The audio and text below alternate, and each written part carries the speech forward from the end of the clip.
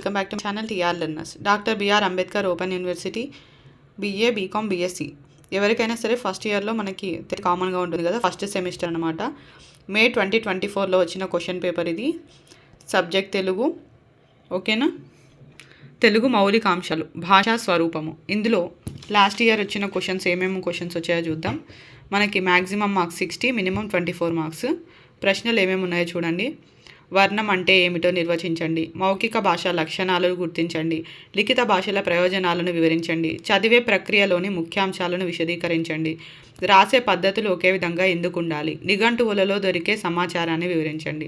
అవి మనకి 6 మార్కుల ప్రశ్నల్లో వచ్చాయి. తర్వాత 10 మార్కుల ప్రశ్నల్లో భాష అభివృద్ధి చెందిన రీతి రాయండి. మౌఖిక భాషా సాహిత్య అధ్యయనంలో ప్రయోజనకరమైనది చర్చించండి.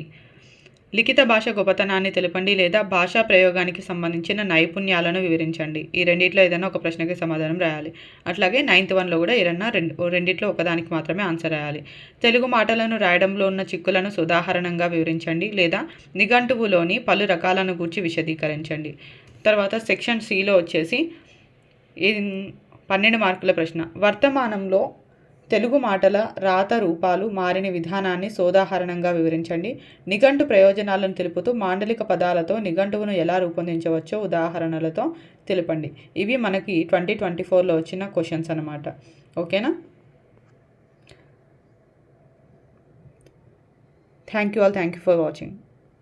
Please like, share and subscribe.